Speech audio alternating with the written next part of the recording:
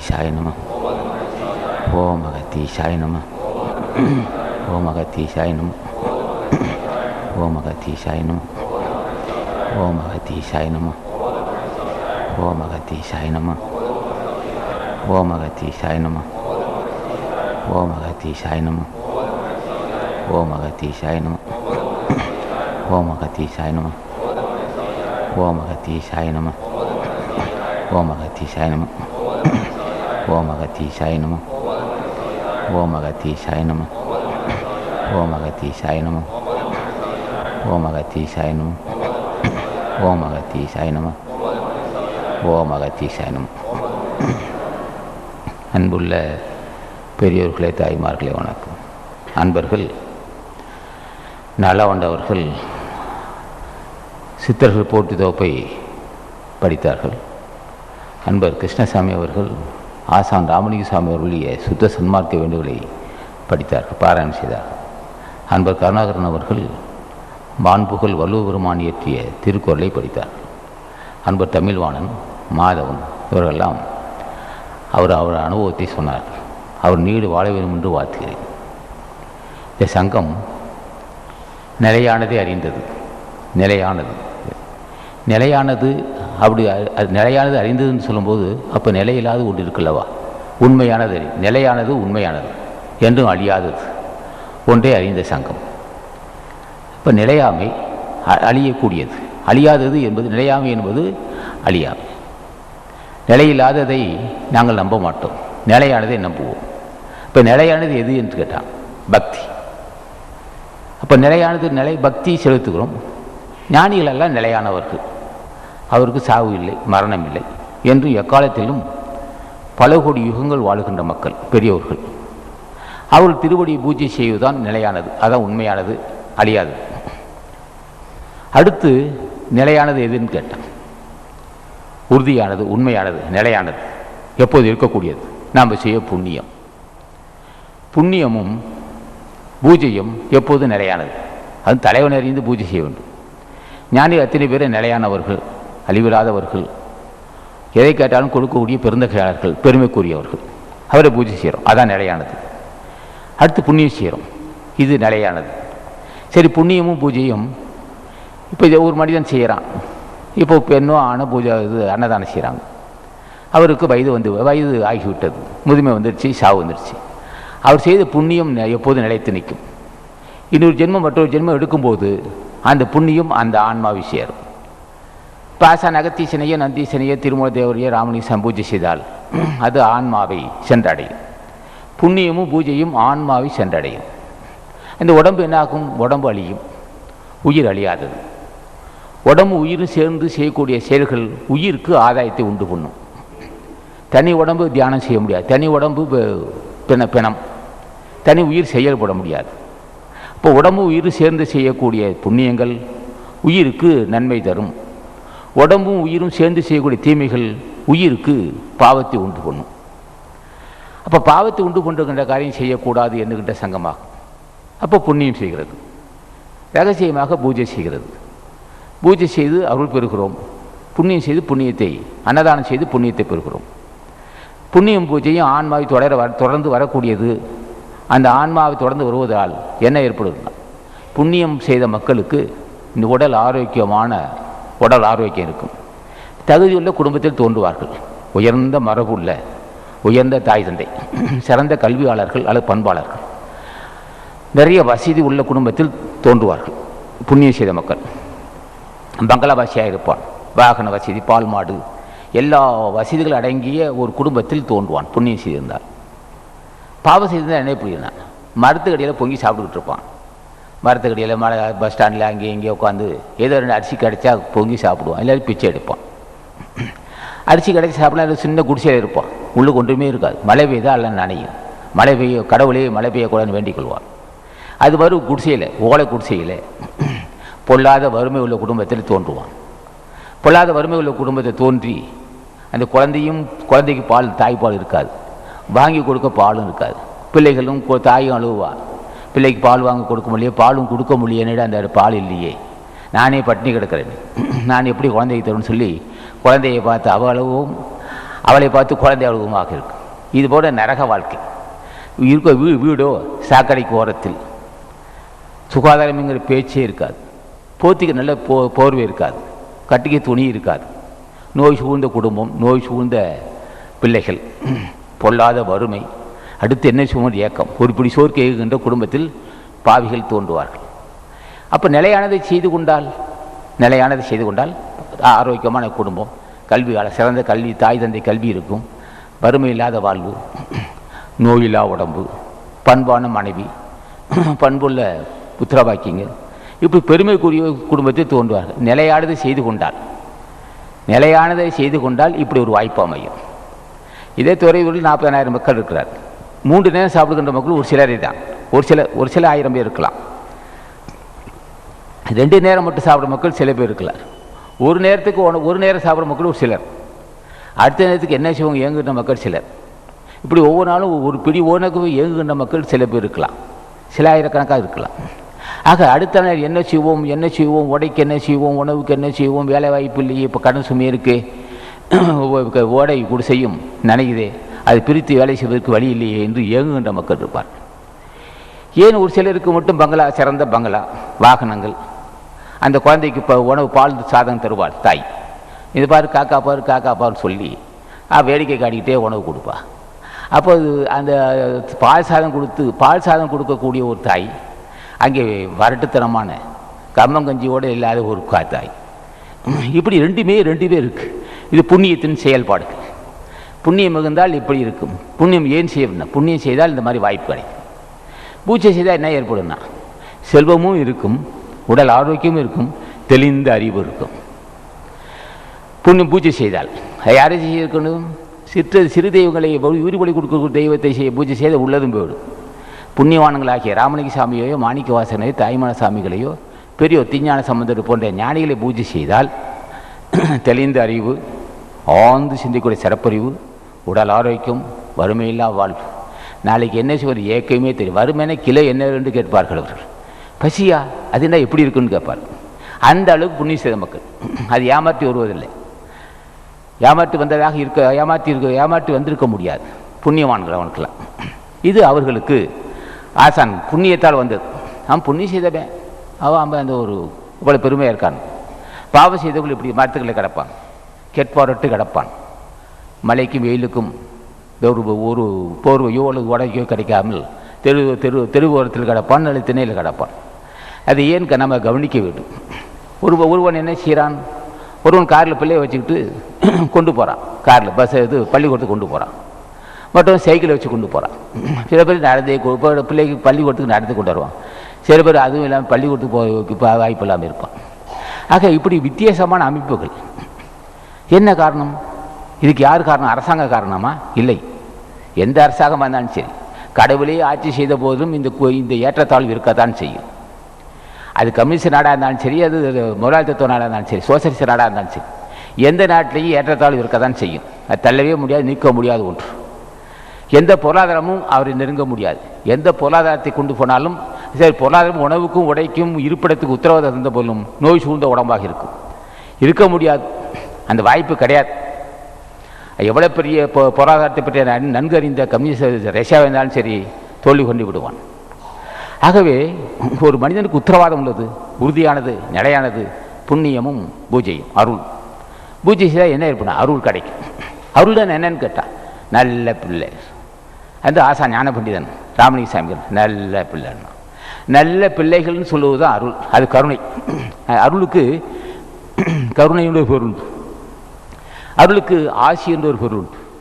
அவன் ஆசி, அவன் கருணை, அவன் தயவு. அந்த தயவு, அது கருணை, அவன் ஆசி, அருள் பெறுவதற்கு ஒன்றே ஒன்று பூஜை செய்ய வேண்டும். அப்போ ஒன்று புண்ணியம் செய்ய வேண்டும். நம்ம தான் வசதி இல்லையே, நான் எங்கேயா புண்ணியம் செய்ததுன்னா?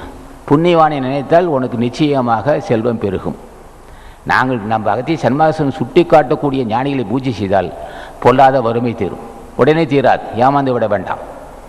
உடனே தீருமென்று ஏமாந்து விட வேண்டாம். ஆசானை கேட்கும். ஆசான பூஜை செய்ய காலப்போக்கில் வறுமை தீர்ந்து, கடன் சுமை தீர்ந்து மன அமைதி இருக்கும். கடன் சுமையும் வறுமை தீர்ந்தால் பொல்லாத நோய் வாட்டுதே. நம்மளை பொல்லாத நோய் வாட்டுகிறது என்ன? நோயும் தீரும். மனசில் ஒரு ஆரோக்கியம் இருக்கும். முன் செய்த பாவம் என்ன செய்யும்? நோயும் வறுமையும் பிரச்சனையும் தாங்க முடியாது மன உளைச்சல், ஒவ்வொரு நாளும் அப்படியே செத்து மடிவான். அது பாவத்தின் சின்னம். அப்படி ஒரு பகுதி. இந்த சில பேர் தேவையில்லாமல் கவலைப்படுவான், அதுவும் குற்றமே. சம்பந்தம் வருங்காலத்தை நினைத்து சென்ற காலத்தை நினைப்பான், நிகழ்காலம் இப்போ நடக்கக்கூடிய காலத்தை நினைப்பான், வருங்காலத்தை நினைப்பான். வருங்காலம் எப்படி இருக்குமோ அப்படி இருக்குமோன்றான். அது ஒரு குழப்ப நிலை. அதுவும் பாவத்து சின்னம்.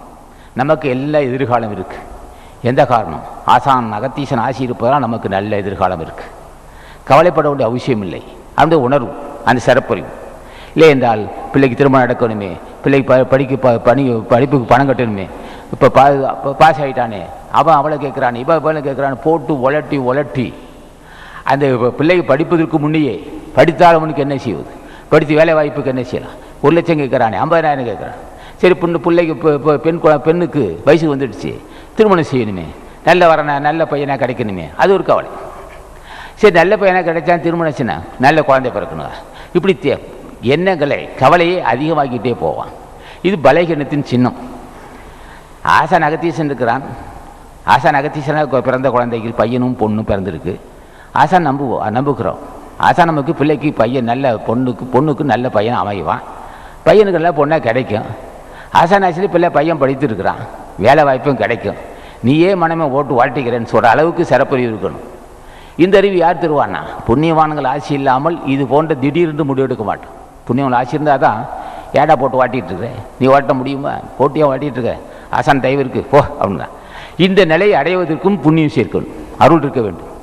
இல்லை என்றால் எப்படி அழகுமோ அப்படி ஆகுமோ இப்படி ஆகுமோ இப்படியோ உலட்டி அவனும் பிரச்சனைக்கும் தீர்வு காண முடியாமல், பிள்ளைக்கு திருமணம் தடையில்லாது, பிள்ளைக்கு திருமணம் தடைப்பட்டு கிடக்கு, அப்படியே திருமணம் செஞ்சால் குடிகாரனாக இருப்பான்.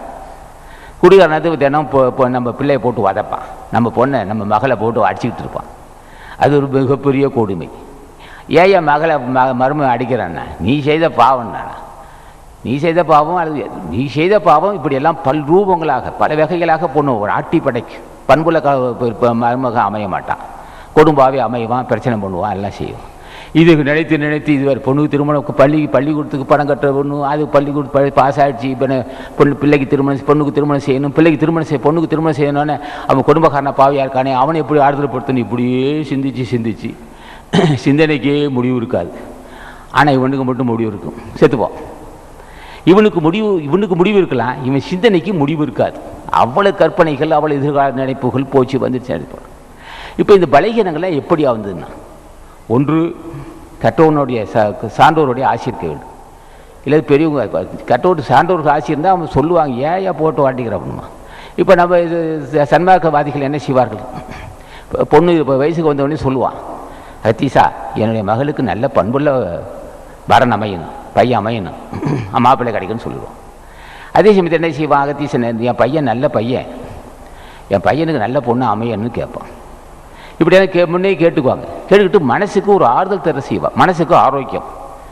தேவையில்லாத கவலை. உடம்பு இருப்பது 60-70 கிலோ தான், கவலைகளோ கோடி கவலைகள் தாங்க முடியாத அளவுக்கு. இந்த லட்சணத்தை என்ன செய்வான்? தூக்கம் வராது. ஒரு பக்கம் கடல் சுமை, ஒரு பக்கம் மருமை பிரச்சனை, ஒரு பக்கம் மக பிரச்சனை. இப்போ மருமக வீட்டில் புழக்கம் பண்ணிகிட்டு இருப்பா, நான் தனியாக போகிறேன்பா, இதெல்லாம் போட்டு வாட்டிக்கிட்டு இருப்பான். ஒரு பக்கம் கடல் சுமை இருக்கும். இந்த லட்சணத்தில் நோய் வந்துடும், மனைவிக்கு நோய் இருக்கும், பிள்ளைகள் நோய் இருக்கும். அப்படியே கவலையிலேயே உழுந்து பெறுவான். கவலை என்ற சாக்கடையில், கவலை என்ற தேளு பாம்பு பூரானில் போய் நடுப்புற படுத்துருப்பான். தூக்கம் வராது. தூக்க மாத்திரை போட்டுக்குவான். தூக்க மாத்திரை போட்டுக்கிட்டு 2 மணி நேரம் தூங்கும், அவ்வளோதான். 2 மணி நேரம் தூக்கம் முடிச்சதுக்கப்புறம் எல்லா கவலைகளும் அப்படியே இதை சூழ்ந்து, ஐயோ நாளைக்கு அவன் கடன்காரன் வருவானே, என்ன செய்யறது, அவன் கேட்பானே, அவமானப்படுத்துவானே, வீட்டிலெல்லாம் பொம்பளைகள்லாம் மனம் நின்று போவாளே, என்ன செய்வோம், இதே போவோம். எப்போ எந்திரிக்கான்னு பார்த்துக்கிட்டே இருக்கும். இந்த கவலைகள்லாம் சேர்ந்து, ஐயோ இப்போ மளிகை கடைக்காரன் வந்துடுவான், ஜவுளி கடைக்காரன் வருவான், நகை கடைக்காரன் வருவான், வட்டி கடைக்காரன், அவன் இவன்னு போட்டுக்கிட்டு பிச்சு தின்னுக்கிட்டு இருக்கு. இப்படி எல்லாம் தின்னுக்கிட்டு இப்படி எந்திரிக்கிறதுக்குன்னே எல்லா கோடையும் தான் சேரும். இது என்ன பாவத்தின் சின்னமா அல்லது உனக்கு பலகீனமா? இது பாவத்தின் சின்னமா அல்லது ஒரு பலகீனமா? போனது பலகீனம். நடப்பது நடக்கட்டும், நாம் முன் செய்த என்ன பாவமோ இப்படி ஆட்டி படைக்குது. நடப்பது நடக்கட்டும், அப்படி என்று ஒரு உறுதிகின்ற அந்த உறுதி நடப்பது நடக்கும். சிந்திக்க நேரமில்லை உனக்கு. நீ என்ன நீ என்ன சிந்திச்சு என்ன செய்ய போகிற மனமே? நடக்குது. இந்த வைராக்கியம் நடப்பது நடக்கத்தான் செய்யும். சிந்திக்க உனக்கு நேரம் இல்லை. ஆசான் திருவடியை பிடிச்ச சின்ன போயிட்டே இருப்போம். அது மிகப்பெரிய புண்ணியவான்கள். அது திருவள்ளுவர் துணை இருக்க வேண்டும். இது என்றால் இப்படி ஒரு முடிவு எடுப்பான். இல்லை என்றால் சிந்திச்சு அல்லல் பட்டு பல கற்பனைகளை மூழ்கி இருப்பான். இன்னும் சில பேர் என்ன செய்வான்? வருவாய்க்கு தக்க செலவு செய்ய மாட்டான். வருவாய்க்கு தக்க செலவு செய்யாத அத்தனை பேரும் பாவின்னு வச்சுக்கணும். திடீர்னு செலவு என்ன செய்யணுமா? திடீர்னு செலவு வந்துச்சுன்னா திடீர்னு செலவு வரதான் செய்யும். நீ கற்பனை பண்ணுவேன். அவனுக்கு அந்த மொய் தராவிட்டால் அவன் 4 பேர் நம்மளை மதிக்கணும். நீ மதித்து என்ன செய்ய போகிற உடனே அவன் ஒன்றும் மதித்து என்ன? அவனை கடவுளாவேன். அவன் மதிக்கிற அளவுக்கு வாழணும். வீடை நல்லா கட்டியிருக்கணும். உள்ள டிவி டெக்கு அது இதுன்னு இருக்கணும். அப்போ 4 பேர் வந்து மதிப்பான்னா. உன்னை வீட்டுக்கு வரவெல்லாம் பொறாமை உள்ளவனாக இருப்பான். அது சில பண்போலாக இருக்கலாம். உன் வளர்ச்சி கண்டு எல்லாரும் மகிழ்ச்சி அடையா நீ ஏமாந்துடாதே. நீ வளர்ச்சி அடைய உன் மாதிரி பொறாமை வளர்ச்சி வரதான் செய்யும். அவன் அப்படி நினைக்கணும், இவன் இப்படி ஒரு வகையான கற்பனைகள், இப்படி ஒரு வகையான பிரமைகள் இதனாலேயும் போட்டு ஓட்டுவான். கடன் வாங்குவான், வீடை கட்டுவான், ஆடம்பரமாக இருக்கணும். நீ ஆடம்பரம் இருந்தால் அவனை மதித்து அவன் ஒன்றை மதித்து என்ன செய்ய போகிறான்? அவனை கடவுளா? தேவையில்லாத இந்த உணர்ச்சி நமக்கு அவசியம் இல்லை நினைக்கின்ற அறிவு சிறப்பறிவு ஆசான் துணை இல்லாமல் வரவே வராது. எவன் மதித்தால் என்ன, மதிக்காவிட்டால் என்ன? எவன் போற்றினான் என்ன, போட்டாவிட்டால் என்ன? எனக்கு அதை பற்றி அவசியம் இல்லை என்று அந்த பையராக்கி அந்த சிறப்பறிவு அது புண்ணியவான்கள் ஆட்சி இல்லாமல் வரவே வராது. இல்லைனால் மற்றவன் மதிக்க வேண்டும் சொல்லிட்டு கௌரவம் வாழ வேண்டிதான். கடை வாங்கிக்கிட்டு கௌரவம் என்ன இருக்குது? கடை வாங்கி என்ன ஆடம்பர பொருள்கள், கடை வாங்கிட்டு நான் ஒரு நகைகள், இது அவசியம் இல்லை. இதெல்லாம் அந்த பக்குவம் வரத்தான் இது அவசியம் இல்லை, இது தேவையில்லை என்று உணரும். இல்லை என்றால் அந்த உணர்வு வரவே வராது. ஆக இப்படியெல்லாம் கற்பனையில் இருக்கக்கூடிய இந்த உலகத்தில் இத்தனை கற்பனை செய்கின்றானே, இவ்வளவு பிள்ளைகளுக்கு இப்படி செய்ய வேண்டும் அப்படி செய்ய வேண்டும் கற்பனை செய்கிறானே, நீ எவ்வளோ நாளைக்கு இருப்படானா? பிள்ளைகளை போய் சிந்திச்ச, பிள்ளைகளுக்கு வீடு வேணும் மாடு வேணும் என்ன செய்யுது? உனக்கு எவ்வளோ ஆயுசு? நீ எத்தனை வருஷத்துக்கு இருக்க போகிற? எத்தனை நாளைக்கு இருப்ப? எத்தனை மணி நேரத்துக்கு இருப்ப? எத்தனை வினாடி இருப்பேன்னா? அதான் வல்லவன் கேள்வி. அது நீ எத்தனை ஆண்டுகள் வாழ்வாய்? எத்தனை மாதங்கள் வாழ்வாய்? எத்தனை நாட்கள் வாழ்வாய்? எத்தனை மணித்துளிகள் வாழ்வாய்? எத்தனை வினாடி நீ வாழ்வாய்னா? புரிந்து கொள் மனிதன் என்ன? அதை பற்றி தான் வல்லவன் நினைச்சா நிலையாமை. நிலையாமைனா நிலையில்லாத தன்மை, அழியக்கூடியது. நீ காணுகின்ற உலகம் அழியக்கூடியது என்று என்ன செய்தான் இந்த அதிகாரத்தில் நிலையாமை. இது ஞானத்துக்கு வந்த கருத்து. ஞானம் என்பது உலகத்தை பற்றி நன்கு புரிந்து கொள்ள வேண்டும். அழகு எத்தனை வருஷத்துக்கு இந்த அழகு இருக்கும்? இந்த பெண் அழகாக இருக்கிறாள், எத்தனை வருஷத்துக்கு அந்த அழகு இருக்கும்? மஞ்சள் வெயில் போல் இந்த புரட்டாசி மாதம் பீக்கங்காய் நல்ல பீக்கம்பூ நல்லா மஞ்சளாக இருக்கும். அந்த மாலை போது அடிக்கும்போது இன்னும் மேலும் அழகாக இருக்கும். பீக்கம்பூ பார்க்கும்போது தெரியும். மாலை 5:30 மணிக்கெல்லாம் பொழுது போயிடும். புரட்டாசி காலை அந்த மஞ்சள் அடிக்கும். அதுதான் அந்த அழகுன்னு. சரி, நல்ல அழகுள்ள பையன் எத்தனை வருஷத்துக்கு இருப்பான்? அழகு என்பது நிலையில்லாதது. சரி, அழகு தான் நிலை இல்லையே, இளமை தான் நிலையாக இருக்குமா? அதுவும் நிலையில்லாதது. சரி, இந்த உடம்பு தான் நிலையாக இருக்குமா? அதுவும் நிலையில்லாதது. அப்போ எதுதான் நிலைன்னா, நாம் காணுகின்ற கதிரவன் நிலை, சூரியன் நிலையாக இருப்பான், காற்று நிலையாக இருக்கும், கடல் நீர் நிலையாக இருக்கும், இந்த பூமி நிலையாக இருக்கும், ஆகாசம் நிலையாக இருக்கும். அதால் அது பஞ்சபூதங்களில் படைக்கப்பட்ட உயிர்கள் வினாடிக்கு வினாடி மாற்றமடைந்து வீழ்ந்து போகும். இதுதான் உலகம். புரிந்து கொள்ள வேண்டும். இந்த துறையை வருகின்ற மக்கள் அது இல்லாததாலும் சரி புரிந்து கொண்டு வாழ்க்கை நடத்த வேண்டும். புரிந்து கொண்டு தன் வாழ்க்கையை செம்மையாக நடத்தி கொள்ள வேண்டும். ஆமாம், அழியக்கூடியதான். மனைவி அழிவாள், தாய் தந்தை அழிவாள், பிள்ளைகள் அழிவாள், நானும் அழிவேன். உலகம் எப்போதும் இருக்கு. நீ வேணா நீ கற்பனை பண்ணல, அது உலகம் எப்போதும் இருக்கும். உலகம் என்பது பஞ்சபூதத்தான கடல், நிலம், காற்று, சூரியன், ஆகாசம் எப்போதும் இருக்கும். இப்போ நிலையானது எதுன்னா, நீ கட்டப்பட்ட கட்டட நிலையாக இருக்கா? அது ஜடப்பொருள், உணர்ச்சியற்ற பொருள் அல்லவா? கட்டடங்கள் நிலையாக இருக்கு. நீ நிலையாக இருக்கியா? நீ ஒரு நாள் கட்டப்பட்ட வீடு நிலையாக இருக்கு, ஒரு நாள் சேர்க்கப்பட்ட பொருள் நிலையாக இருக்கு, நீ வாங்கப்பட்ட கார்கள் நகைகள்லாம் நிலையாக இருக்கு, எல்லாம் அசையாத பொருள். அது ஜடப்பொருள், உணர்ச்சியற்ற பொருள். உணர்ச்சிகளும் நீ எவ்வளோ நாளைக்கு இருப்பன்னா? அப்போது உணர்ச்சி இல்லாத ஒன்று ஜடப்பொருள். இப்போ இந்த செவுத்தில் என்ன தான் விளக்க கடப்பதை குத்தலாம் பேசாமல் இருக்கும். மனுஷனை குத்த முடியுமா? அது உணர்ச்சியற்ற பொருள், ஜடப்பொருள். ஜடப்பொருள் அழியாது இருக்கும். நீ அழியாமல் இருக்க முடியுமா? அப்போ ஒரு நிலைமை வர வேண்டும். இந்த உலகம் நாம் கட்டப்பட்ட வீடுகள், நிலங்கள், வாகனங்கள், மனைவி மக்கள் எல்லாம் அழியக்கூடியது. நாமும் ஒரு காலத்து அழிவோம். அழியாதது நாம் செய்த புண்ணியமும் பூஜையும்.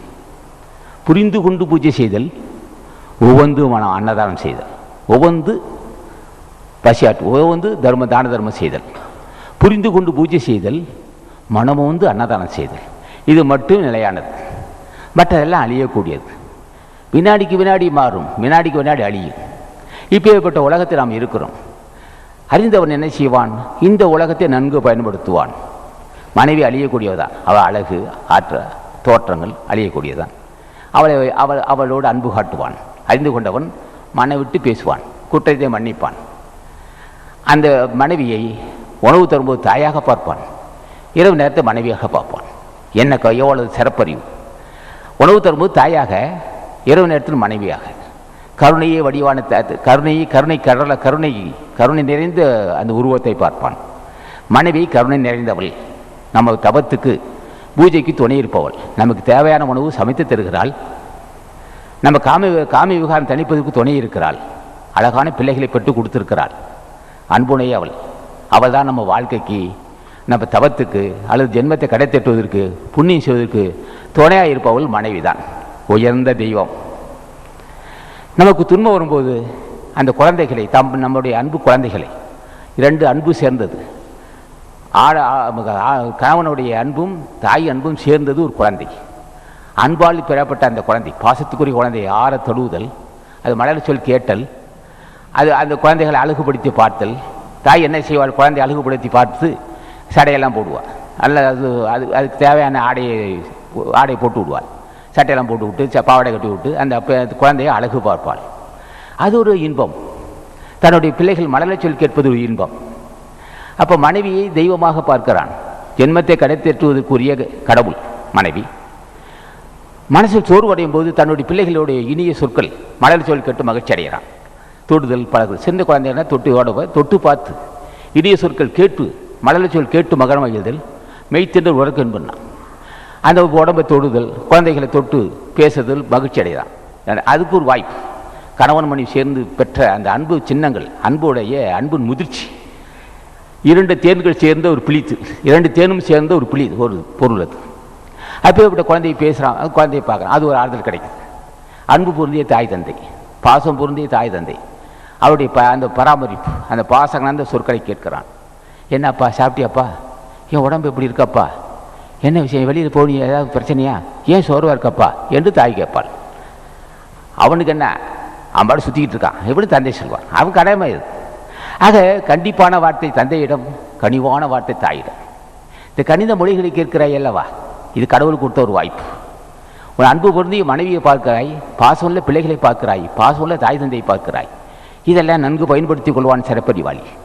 பாசமுள்ள தாய் தந்தை, பாசமுள்ள மனைவி, பாசமுள்ள பிள்ளைகள், உடன் பிறந்தவர்கள், நண்பர்கள், இதையெல்லாம் நன்கு பயன்படுத்தி கொள்வது தான் சிறப்பறிவாகும். இத்தனையும் இருப்பது உண்மையா?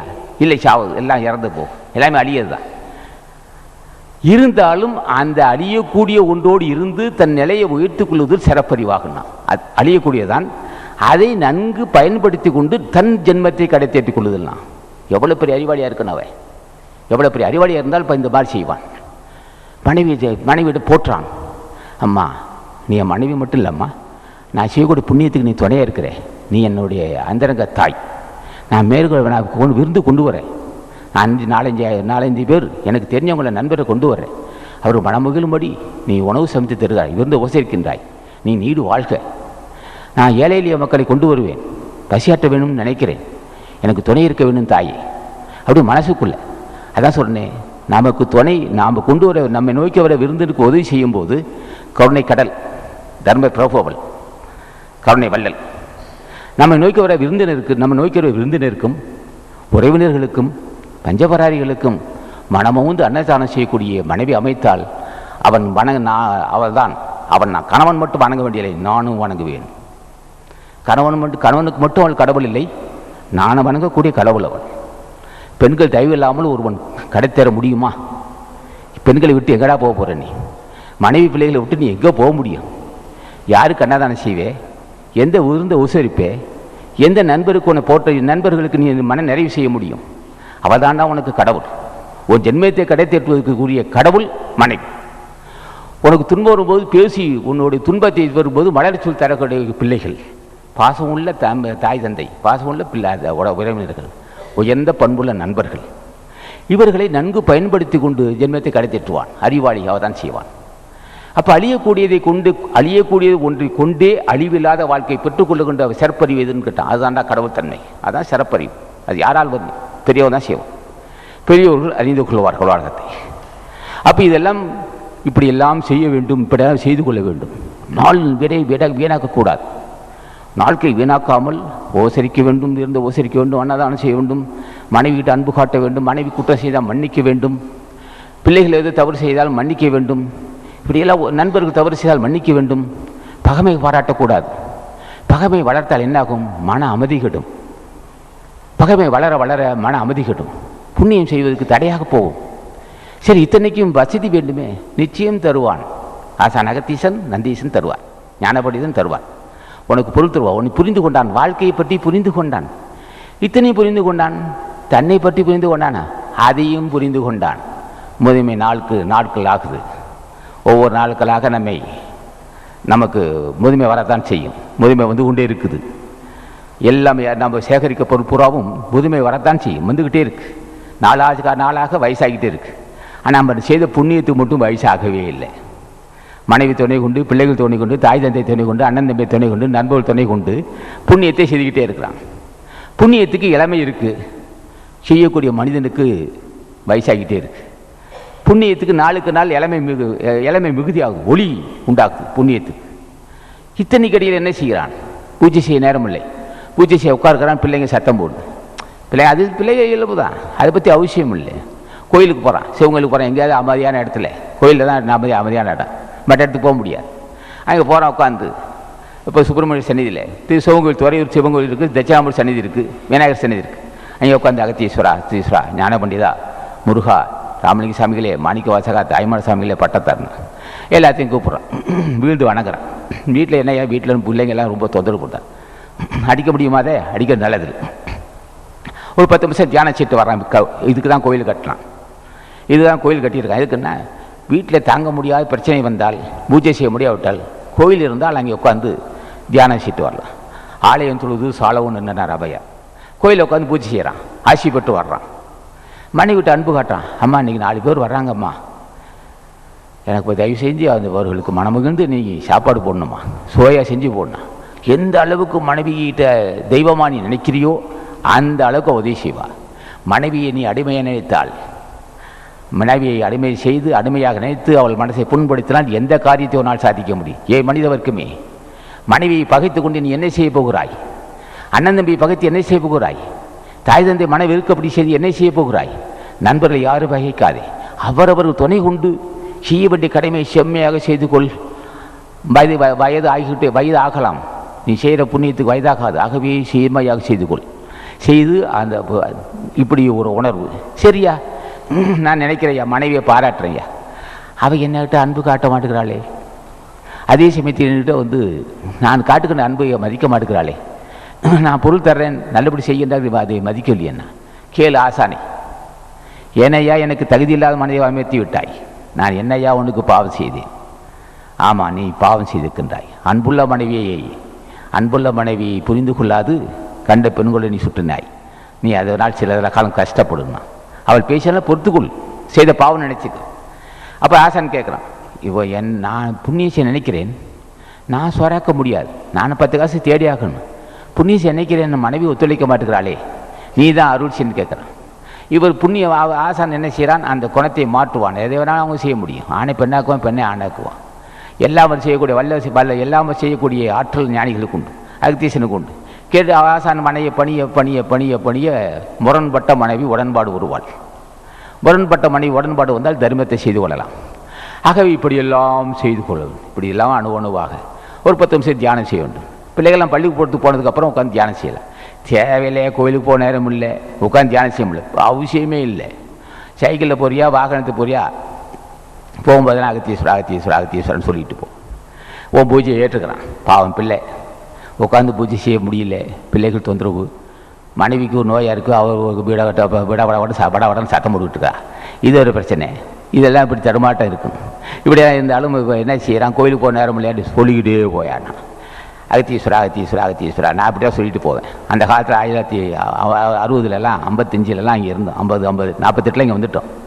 இங்கே இது விட்டு போகும் அந்த முகனை ரோடு வரலும் போவேன். அகத்தீஸ்வரா அகத்தீஸ்வரா அகத்தீஸ்வரா சொல்லிகிட்டே போவோம்.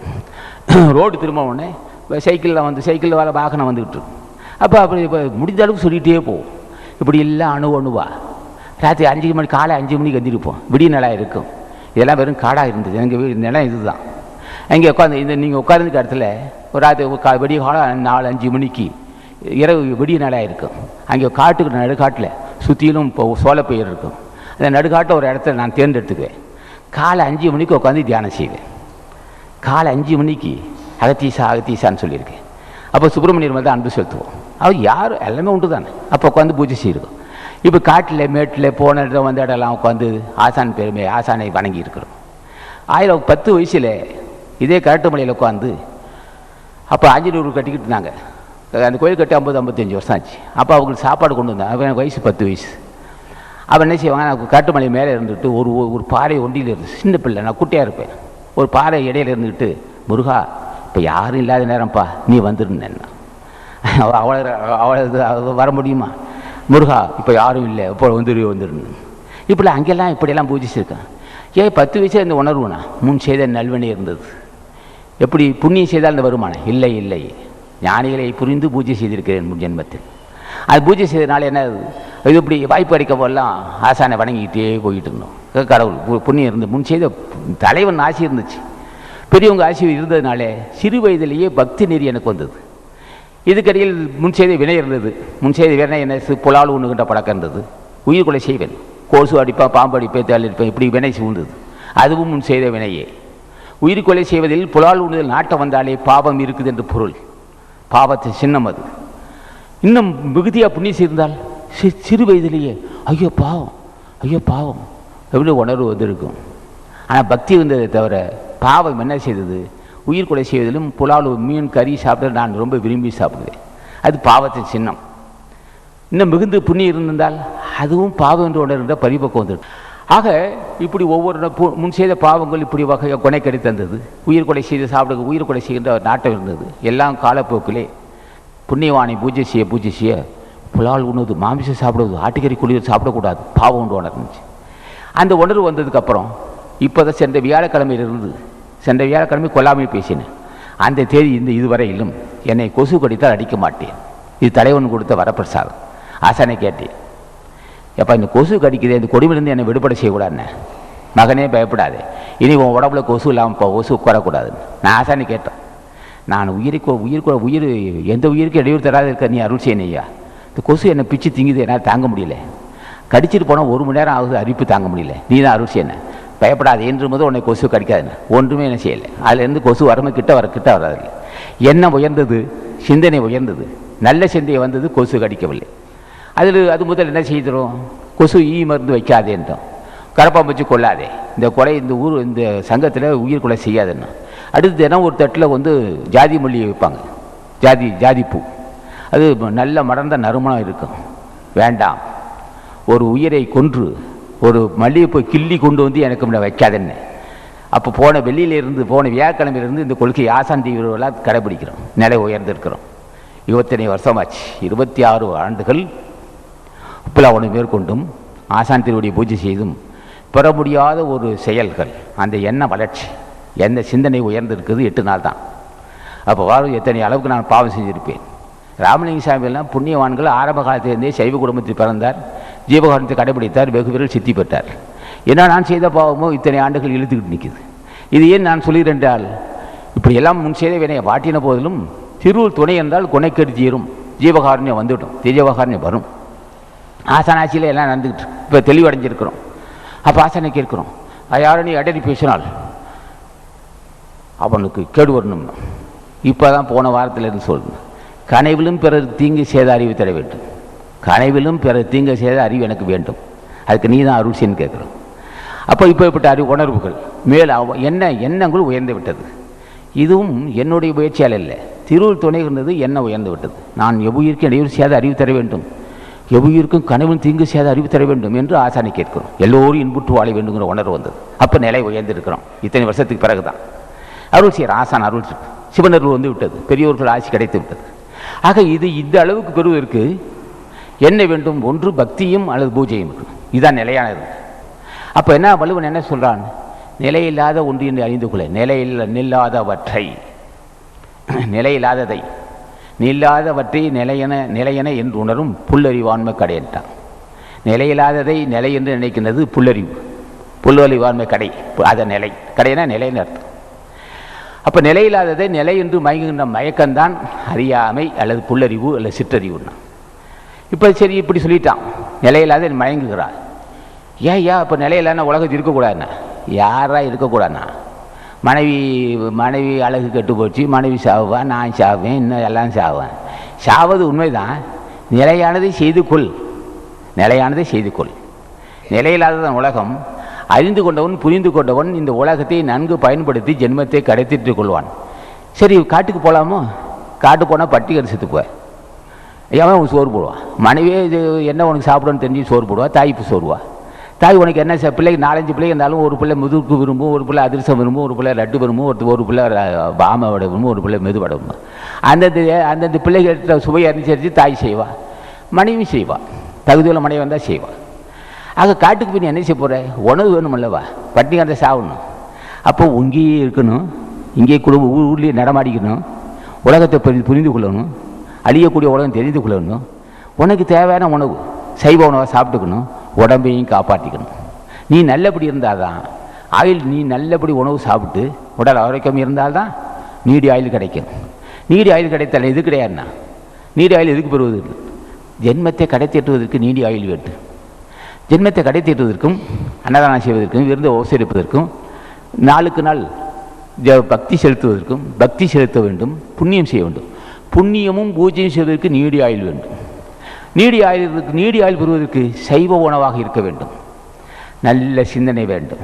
நல்ல சிந்தனை எப்போ வரும்னா, நல்ல சிந்தனை உள்ள அல்லது நல்ல மனம் உள்ள சாந்தமே வடிவான ஞானிகள் ஆசை இல்லாமல் உங்களுக்கு அந்த குணம் வராது. அப்போ சாந்தம் வந்து வருது, நீ உடல் ஆரோக்கியம் வந்தது. சாந்தம் இல்லாத மனசில் உடல் ஆரோக்கியம் இருக்குமோ? இருக்கவே முடியாது. கவலைப்பட்ட சிந்தனை, கவலை மிகுதியாக இருக்க நோய் பிச்சு திங்கும்.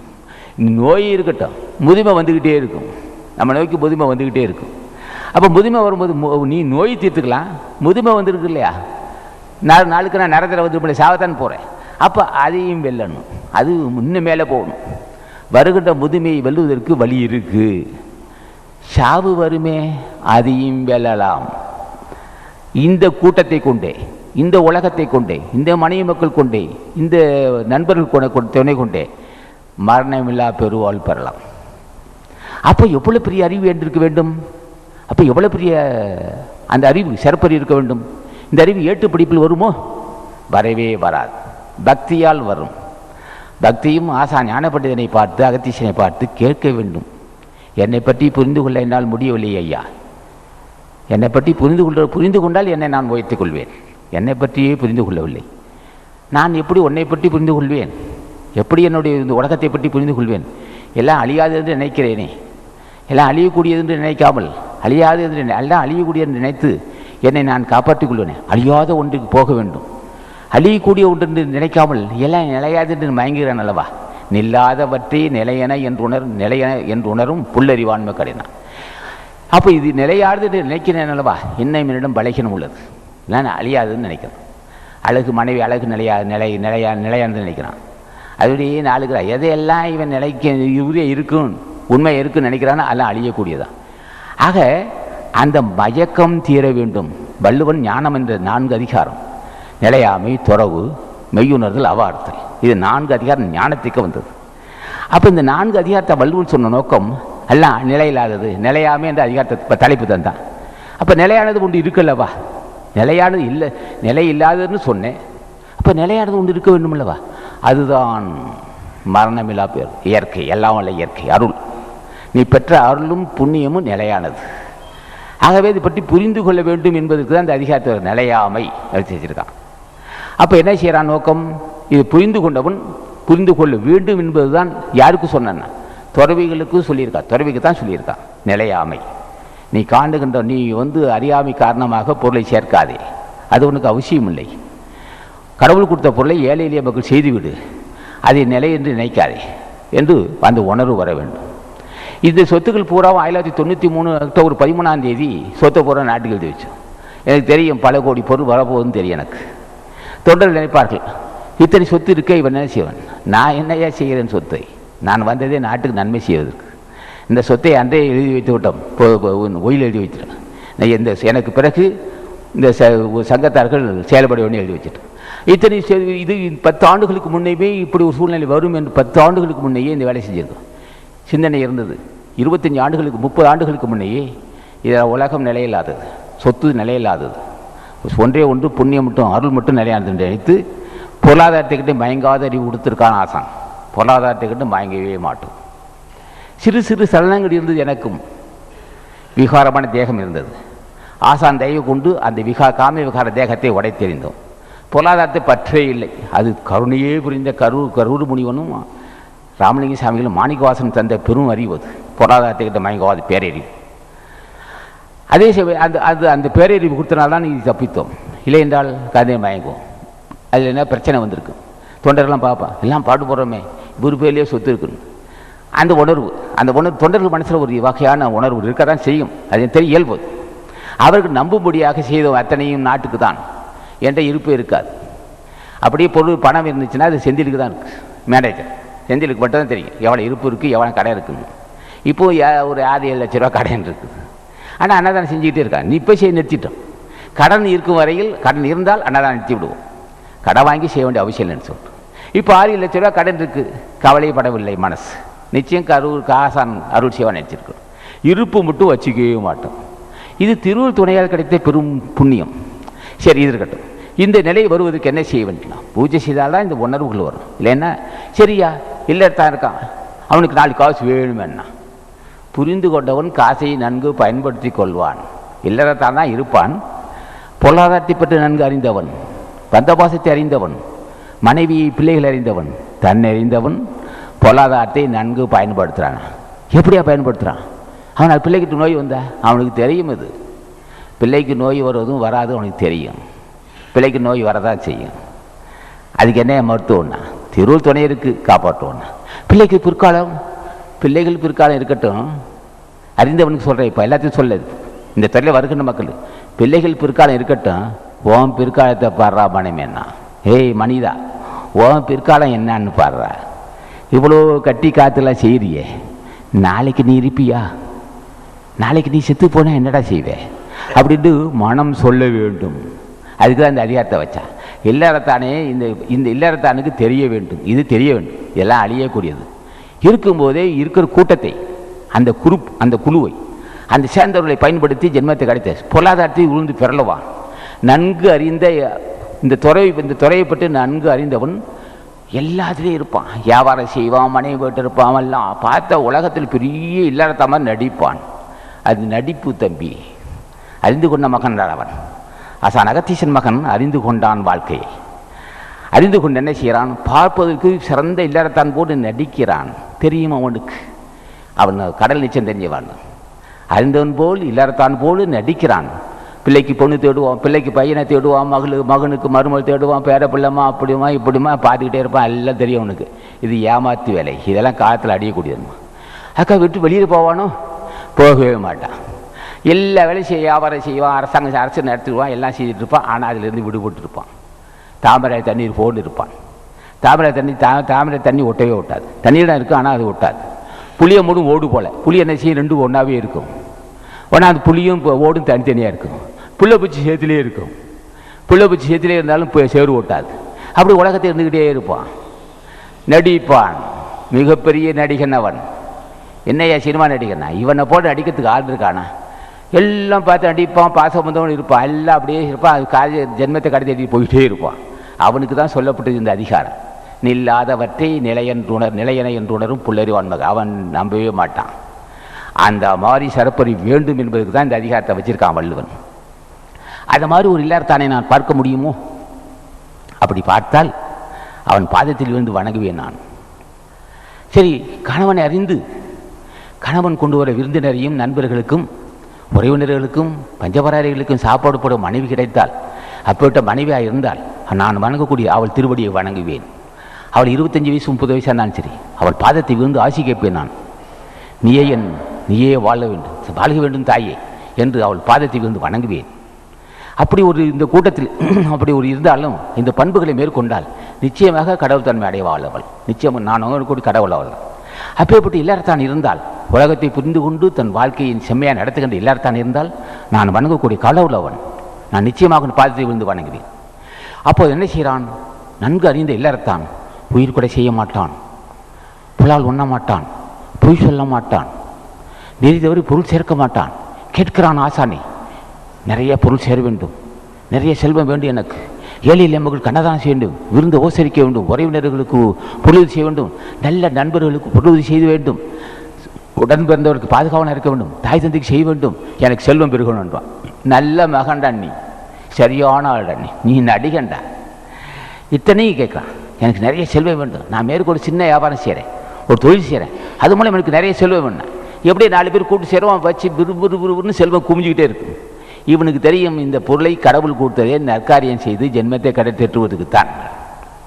அருள் என்னும் அன்பின் குலைவி பொருள் என்னும் செல்வ செவிலியால் உண்டுன்னா. அருள் என்னும் அன்பின் குலைவி. அன்பு என்று சொல்லப்பட்ட தாய், அருள் என்று சொல்லப்பட்ட குழந்தையை பெற்றெடுத்தா. அது யாரையா வளர்க்குறதுன்னா, பொருள் என்று சொல்லப்பட்ட தாய், வளர்ப்பு தாய் தான் வளர்க்க முடியும்னா. நீ என்னதான் கருணை காட்டலாம், பசி ஐயோ பாவங்களா வேணுமே காசு. ஏழையிலேயவன் தான் பசியோடு வர்றான். ஐயா ஒரு 4 பேர் நடந்தே வர்றேன் ஐயா, வெளியூர் நீங்கள் தான் அன்னதானம் செய்த பசி யாரும் ஏழைகளுக்கு தான் உதவி செய்து கேள்விப்பட்டுன்னா. ஆம் உண்மைதான், பயப்படாதே. உடனே மனைவியை கூப்பிட்றான். தகுதியில் தாய் இல்லை அவ, அவன் மனைவியாவ இல்லையே அவனுக்கு தாய். அம்மா நீ அம்மானு சொன்னாலும் சரி, எது சொன்னாலும் சரி, அம்மா இந்த 4 பேர் வந்திருக்காங்க, ஏதோ வழிபோக்கர்கள் பசின்னு சாப்பாடு போடணுமா? இல்லையா, இந்த 1 மணி நேரத்தை தரேன். உடனே ஆக்குறா, ஒரு ரசத்தை வைக்கிறா, 2 ஊறுக்காய் வச்சு எல்லாத்தையும் சாப்பாடு போடுறா. அப்போ தான் அவளை பார்க்கணும், மனம் வணங்கணும். என் தாய் அவள், மனைவி இல்லை. என் கண்ப ஜென்மத்தை கிடைத்திட்டு வந்த தாய் இருக்கிறாள் வீட்டுக்குள்ளே. யாரம்மா அந்த அம்மா? மனைவியும் என் தாயும் அவள் தான். உங்களுக்கெல்லாம் இப்போ சாப்பாடு போட்டல்லவா சுவையா மனமோந்து பசிந்து அறிந்து உனக்கு சாப்பாடு போட்டல்லவா, அவள் உனக்கும் தாய் எனக்கும் தாய். மனைவி தான் எனக்கு தாய். என்னுடைய புண்ணியத்துக்கு துணை இருக்கிறாள் அவள். அவள் எனக்கு அந்தரங்க தாய். மனைவி ஒரு இரவில் மனைவி, பகலில் தாயாக இருக்கிறாள். அப்படி அதுக்கு என்ன வேணும்னா பணம் வேணும் இல்லவா? பணம் எங்கேருந்து வரணும்? நீ செய்த பூஜையால் வரும். கேட்கிறையல்ல வாசா ஞான பண்டிதனே, ஞான பண்டிதா, அகத்தீசா, நந்தீசா, செல்வம் வேணப்பா, எனக்கு நிறைய செல்வத்தை கொடு. இந்த அருள் என்ற குழந்தையை வளர்க்க வேண்டும். அன்பு என்று சொல்லப்பட்ட தாய், எனக்கு அன்பு உணர்ச்சி இருக்கு. அருள் என்ற குழந்தையை பெற்றுவிடுக்க வேண்டும். அந்த குழந்தையை வளர்ப்பது ஒரே ஒன்று தாய், அதான் பொருள். அருள் என்னும் அன்பின் குலைவி பொருள் என்னும் செல்வ செவிலியால் உண்டு. நான் வள்ளுவன். வள்ளுவன் யாரு நினைக்கிறீர்? முற்று பெற்ற முனிவன் அல்லவா? பொருளாதாரத்தை நன்கு அறிந்தவன் அவன். பொருளாதாரத்தை நன்கு அறிந்து வந்த பொருளை, அருளை வளர்க்க வேண்டும்.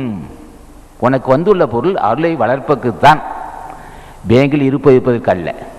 நாங்கள் இருப்பு வைக்க மாட்டோம். என்னை பொறுத்தவரை சொல்கிறேன், நம்ம தொண்டர்களும் அப்படியே இருப்பார்கள். என்ன காரணம் தெரியும், வாழ்க்கையை பற்றி அவருக்கு தெரியும். புண்ணியவன்கள் அல்லவா? நான் முத காலையில் விழுந்து காலை வணங்குவதே தொண்டர்கள் திருவடி. என்ன புண்ணியவான்கள், ஆசான் ஞான பண்டிதன் அனுப்பப்பட்ட பிள்ளைகள். அவர் நீடு வாழ வேண்டும். அவர் திருவடியை வணங்கி ஆசி பெறுவேன். ஒரே சமயத்தில் விழுந்து வணங்குவேன். நவகுடி சித்தர்களே, முக்தர்களே, பக்தர்களே, எழுந்து 3 முறை விழுந்து வணங்குவோம். அது விழுந்து வணங்கிட்டு உலகத்து மக்கள் எல்லா மக்களுக்கும் மனித வர்க்கமாக தோன்றிய ஆண்கள், பெண்கள், குழந்தைகள் அத்தனை திருவடியை வணங்குகிறேன். இல்லை எந்த மனமும் வந்து எங்களுக்கு உங்கள் ஆசி வேணும்னு கேட்டிருக்கேன். உலக மக்களை கேட்டிருக்கேன், மனுஷியமாக கேட்டிருக்கேன்.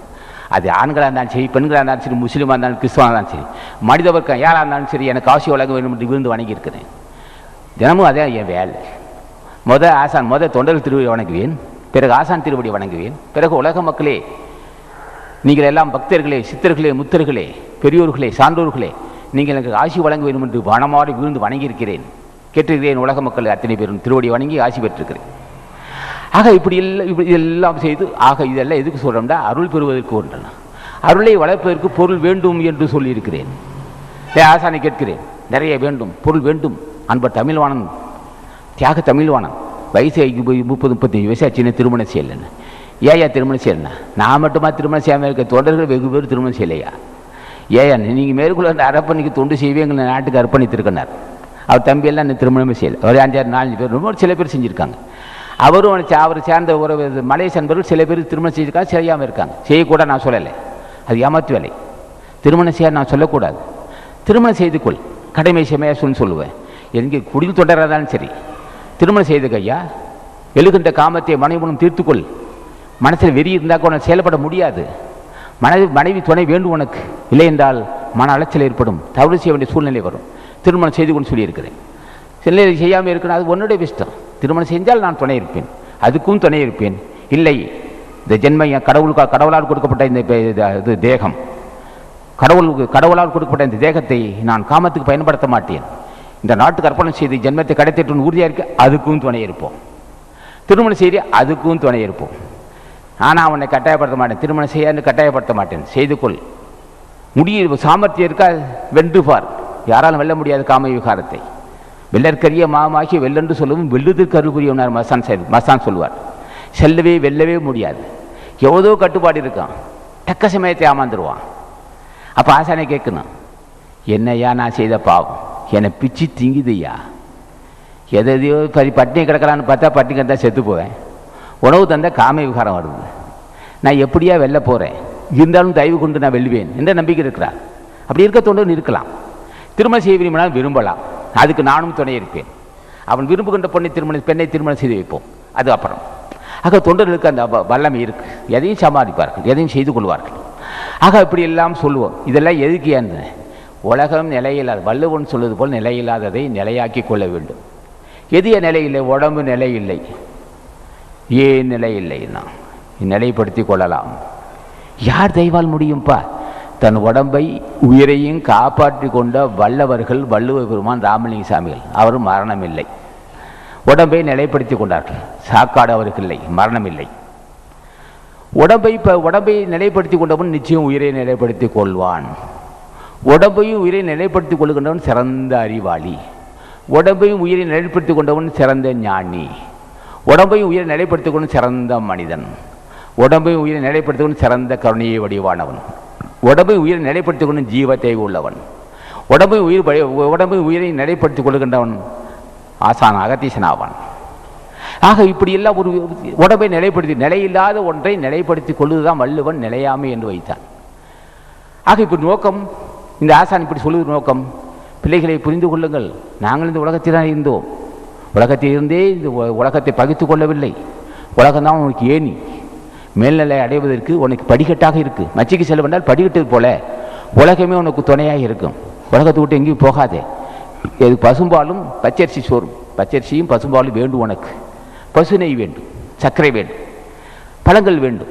வேணுமே நீ எங்கே போவேன்? காட்டுக்கு போக முடியுமா? உனக்கு தபத்துக்கு தேவையான உணவு வேணுமல்லவா? உலகமே உனக்கு ஏணிப்படியாக இருக்கும். இங்கே இருக்க பெண்களும் ஆண்களும் உனக்கு தாய் தந்தை. அவன் 10 வயசு பேராக இருந்தால் எனக்கு தந்தை, 10 வயசு பொண்ணாக இருந்தால் எனக்கு தாயின். இவருக்கு துணை கொண்டே ஜென்மத்தை கடத்திட்டோம்னா, அப்போ இந்த உலகத்தை துணை கொண்டே ஜென்மத்தை இது புரிந்து கொண்டு, உலகத்தை புரிந்து கொண்டு ஜென்மத்தை கடத்திட்டு கொண்டு தான் வள்ளுவன் நிலையாமை வைத்திருக்கிறான். ஆக நிலைப்படுத்தி கொண்டான், வள்ளுவ பெருமான் நிலைப்படுத்தி கொண்டான். எப்படி அவனுக்கு நரதரை மாறியதுன்னா, ஆசான் ஞான பண்டிதன் அகத்தீசனை பூஜை செய்தார். வள்ளுவ பெருமான் பூஜை செய்ய சிறப்பறி வந்தது. பூஜையும் புண்ணியம் செய்ய சிறப்பறி வந்தது.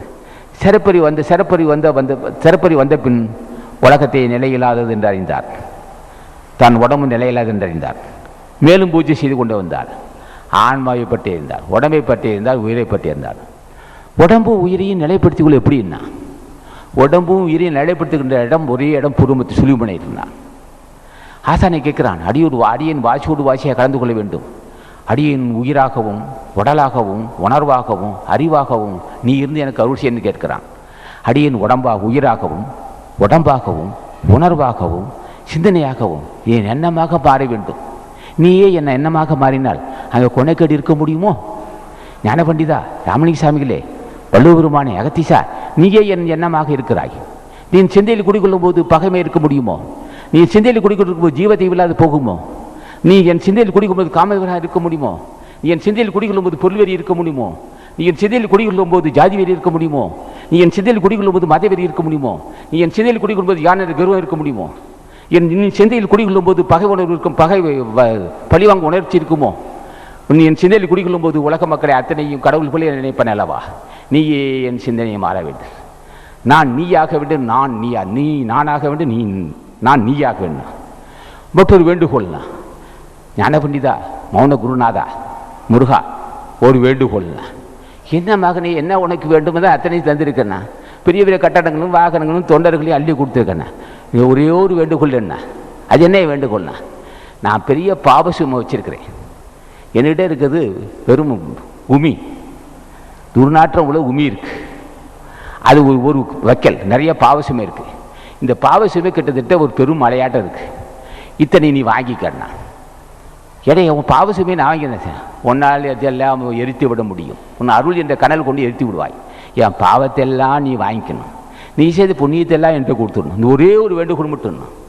நீ செய்த புண்ணியம் உண்டே இருக்க அருள் பொருள் புண்ணியத்தை அன்னிக்கிட்டு அப்படியே கொடு. என்கிட்ட பொறாமை வஞ்சனை கொடுமைகார பாவி நான். என் பாவம் இந்த பெரும் மூட்டை இருக்கு, இந்த மூட்டையை நீ வச்சுக்க, உன் போட்டு என்கிட்ட கொடுக்கணும். நல்ல அறிவடாடணும். சரி, இந்த பாவ மூட்டையை நீ என்ன சொன்ன? நான் அதை அருள் என்ற கனாலால் எரிச்சு விடுவேன். உன் பாவ மூட்டை பூராவும் அருள் என்ற கனால கொளுத்தி விடுவேன். இந்த பாவம் என்னன்னா, உன்னுடைய பொல்லாத காமதேகமே பாவம், உன்னுடைய கொடிய கோபமே பாவம், யானென்ற கருவமே பாவம், பழி வாங்க உணர்ச்சி இருக்குவதே பாவம், பொறாம குணமே பாவம், வன் சொற்களே பாவம். இந்த பாவத்தை எல்லாம் நீ வாங்கிக்கையா. நீ சாந்தமே வடிவானவர், நீ கருணையே வடிவானவன், நீ புண்ணியவான், மரணமெல்லாம் பெருவாள் பெற்ற புண்ணியவான். உன்னுடைய புண்ணியத்தை எல்லாம் என்கிட்ட கொடுத்துரு, என் பாவத்தை நீ வச்சுக்கிறேன். இன்னொரு வேண்டுகொள்ளாள். என்ன வேண்டுகொள்ள? நீ என் சிந்தையில் குடிகொள்ள வேண்டும். நீ என் சிந்தையில் குடிகொண்டால் இந்த பாவை இந்த என்னிடம் கொனைக்கடி இருக்க முடியுமோ? இருக்கவே முடியாது. எப்போதும் சிந்தையில் குடிகொள்ள வேண்டும். எப்போதும் நாமத்தையே சொல்ல வேண்டும். எப்போதும் சொல்ல முடியாது. எப்போதெல்லாம் உன் நினைக்கிறேனோ அப்போல்லாம் எனக்கு அருள் செய்யணும். நீ சிந்தனையில் மாறினால் நீயே என் சிந்தனை, நீயே என் செயல், நீயே என் எண்ணம், நீயே என் நோக்கம், நீயே என் சித்திகள் அத்தனையும் நீயாக இருந்தால் எனக்கு எந்த வாழ்க்கையில் எந்த குறையும் வராது. நீயே அருள் செய்யன்னு கேட்கணும். இப்படி ஒரு வேண்டுகோள். எதிலிருந்து? நிலையாமல் இருந்து நிலையானதை பெற்றுக்கொள்ளணும். வள்ளுவன் சொல்லுவான், கூத்தாட்டவைகளா தற்றே பெருஞ்செல்வம் போக்கும் அறிவு நீ தட்ட. செல்வத்தை பற்றி புரிந்து கொள்ளலாம். மனித வர்க்கமே, உன்னுடைய கதையை உன்னுடைய பாஷையிலே பேசுகிறேன். ஓம் பாஷையிலே நீ காணக்கூடிய பாஷையில் உன்னுடைய பாஷையில் பேசுகிறேன். நான் சினிமா ஹோட்டலில் கூட்டம் சேருது. சினிமா ஹோட்டல் கூட்டம் சேர்ந்தா ஒன்று ஒன்றாக சேரும். ஆரம்பத்தில் ஒரு 10 பேர் வருவான், இப்போ 20 பேர் வருவான், 300 பேர், 300, 200, 500, 1000 பேர் இருப்பான். போகும்போது இப்படி இருப்பானா, வரும்போது ஒரு நபராக வந்துக்கிட்டே இருப்பான். போகும்போது கூட்டம் கழிஞ்சிருப்பான். சினிமா கூட்டம் பாட்டு போய்கிட்டே இருப்பான். எல்லாம் வெளியே போடுவான். இதை பார்த்து கடான்னா கூத்தாட்ட அபிகள். அந்த காலத்தில் சினிமான்னு கிடையாது இல்லையா, கூத்து. சினிமா நடக்குது, ஒரு ட்ராமா நடந்துகிட்டு இருக்கு, கூத்து நடந்துகிட்டு இருக்கு. கூட்டம் ஒன்று ஒன்றாக சேரும். பிறகு கூத்து பண்ணியோன்னா எல்லாம் ஓடி போடும். இதை பார்த்து கடானா ஓம் பாஷையிலே நான் பேசுகிறேன். வள்ளுவன் தான் பெரிய ஆளாச்சா, முற்று பெற்ற முனிவன் அல்லவா, மரணமில்லா பெருவாள் பெற்றமே. வள்ளுவ பெருமான் என்றால் வாழ்க வாழ்க என்பான். வள்ளுவ பெருமான் என்றால் அஞ்சல் அஞ்சல் என்பான். வள்ளுவ பெருமான் என்றால் பயப்படாத மகனே என்பான். வள்ளுவ பெருமான் என்றால் பாவத்தை பொடியாக்கக்கூடிய பெருந்தகையாளன் வள்ளுவ பெருமான். அவன் சொல்கிறான், ஓம் பாஷை நம்ம பாஷையில் பேசுவான். சினிமா கோட்டை நீ பார்க்குற, கூத்துக்கோட்டை, கூத்து சினிமா கோட்டை பார்க்குறீங்க, சினிமா கோட்டை, அது டிராமா கோட்டை பார்க்கல. அங்கே எப்படி கூட்டம் சேருதோ அப்படி தான் அவன் செல்வான். கூத்தாட்டு அவைகுலா தற்று, அவை என்ன அரங்கு, அவைகுலா தற்று பெருஞ்செல்வம். பெருஞ்செல்வம் சின்ன செல்வம் இல்லை, பெருஞ்செல்வம் போக்கும் அறிவு நீ தட்டு. இப்படி தான் செல்வம் வரும் போகும். இது எதுக்கு நம்மகிட்ட சொல்கிறேன்னா, நீ நம்பிடாதே. இதை முன் செய்த புண்ணியத்தால் வந்துருக்கு. நல்வினை இருந்தால் தீர்ந்து போனால் ஓடி போடுறாங்க. புரிந்து கொண்டு மனிதர்களே, மனித வர்க்கமே, பிள்ளைகளே புரிந்து கொள் என்று வள்ளுவன் நமக்கு சொல்லுவான். இப்படி ஒரு வார்த்தை அப்படி சொல்லுவான். சரி, நிலையில்லாத பொருளை இப்போ சொல்றியே ஐயா, செல்வம் வந்து சினிமா ஹோட்டல் கூட்டம் சில மாதிரி சேரும், அப்படி போயிடுன்னு சொல்றியே, இதை வச்சு என்ன செய்யறது? என் திருக்குறளை நன்கு படித்துப்பார். 3வது ஒரு சொல்லியிருக்கிறேன், அற்காயல் பெற்று செல்வம் அது பெற்றால் அற்குவா அங்கே செய்யலாம். நிலையில்லாத செல்வத்தை பெற்றிருக்கிறாய், இப்போ என்ன செய்யுதுண்ணா, நிலையான தர்மத்தை தான தர்மத்தை செய்து கொள். நிலையில்லாத செல்வத்தை பெற்ற நீ நிலையானது செய்து கொள் என்பது 3வது பாடாக இருக்குது. இதை சுருக்கமாக சுற்று. இப்படியெல்லாம் பல வகையாக சொல்லியிருப்பா. அதுதான் அள்ளி கோட்டாங்க கடலாச்சே. எப்படியா உனக்கு இந்த அறிவு வந்ததுன்னா, தேகம் மாசு நீங்கியதுரா மனகனே, உனக்கு மட்டும் எப்படியா இந்த ரகசியம் தெரிஞ்சுன்னா, தேக மாசு நீங்கியதுரா. காமதேகம் நீங்கியது, கருணை தேகம் பிறந்தது. காமதேகம் நீங்கியது, உள்ளுடம்பு தோன்றியது. காமதேகம் நீங்கியது சிறப்பறிவு வந்தது. காமதேகம் நீங்கியது ஜீவதேய்வு வந்தது. காமதேகம் நீங்கியது உலகத்தை பற்றி புரிந்து கொண்டேன். நான் எழுதியிருக்கிறேன். இந்த நூல் முற்று பெறும்போது எழுதியது, முற்று பெற்ற பின் எழுதியது. இந்த திருக்குறள் முற்று பெற்ற பின் எழுதியது. ஆகவே நான் சிறப்பறிவு பெற்றிருக்கிறேன். திருவள்ளுவர் துணை கொண்டு நீயும் புரிந்து கொண்டு வாழ்க்கையை நடத்திக்கொள் அப்படின்னு சொல்லுவான். நிலையில்லாத செல்வத்தை பெற்றார், நிலையானதை செய்து கொள்ள வேண்டும் தான். இப்படியெல்லாம் வள்ளுவன் வகுத்து சொல்லியிருப்பான். அப்போ வள்ளுவன் யாருன்னு கேட்டான். கடைசி பாட்டு, புக்கில் அமைந்து கொள்ளோ உடைமினுள் துச்சில் உருந்த இருக்குன்னா, புக்கில் உயிரை கூப்பிட்றான் வள்ளுவருவான். உயிரே, கோடானு கோடி லட்சம் ஜென்மம் எடுத்திருக்கல, லட்சம் கோடி ஜென்மம் எடுத்திருக்கல்லவா, இதனால் வரலும் எந்த விடா தம்பி இருக்கியா, நீ எந்த விடையா தங்கியிருக்கியா, தங்குவதற்கு இடம் இல்லையாண்ணா. இப்போ சில பேருக்கு என்ன செய்யும், நோய் வரும், தலைவலி காய்ச்சல் பல நோய் வரும். தலைவலி காய்ச்சல் வரும்போதெல்லாம் ஒதுங்கி இருக்கும். அது வந்துட்டு போகும். நோயெல்லாம் விருந்தாடிகளாட்டம் வந்துட்டு போகும். இது மட்டும் ஒரு ஒதுக்குப்புறமாக இருக்கும். துச்சனை ஒதுக்கும். ஏன்னா நான் துச்சமாக நினைக்கிறேன்னு சொல்கிறேன் இல்லையா, என்னை ஒதுக்கி வச்சுட்டான்ப்பா. இவ்வளோ நோய் வரும்போதெல்லாம் உயிர் ஒதுங்கி இருக்கும். பெரிய நோய் வந்துச்சுன்னா போயிடும்.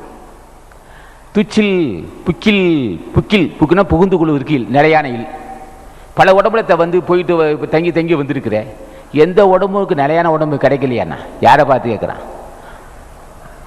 உயிரை பார்த்து கேட்பது போன்று இருந்தாலும் நம்மை பார்த்து கேட்குறான். உயிரை பார்த்தா இதனால் ஒரு லட்சம் ஜென்மத்தில் உடம்பு தாங்கி பெண்ணாகவும் ஆணாகவும் கூடாகவும் உடம்புல தேகமாகவும் இருந்துட்டு ஒவ்வொரு தேகத்தை வந்திருக்கிறியே, தங்குவதற்கு உனக்கு இடம் இல்லையோண்ணா. தங்குவதற்கு இடம் கண்ட கொண்டு வள்ளுவன். அதே தங்குன்னா அது தங்குகின்ற இடம் புருவமத்தி தான். அது சாகாக்கால்.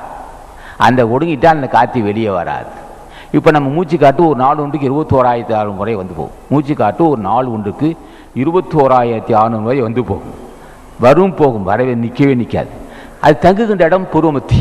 ஆன்மா என்பது ஆன்மா அல்லது மூச்சு காற்று.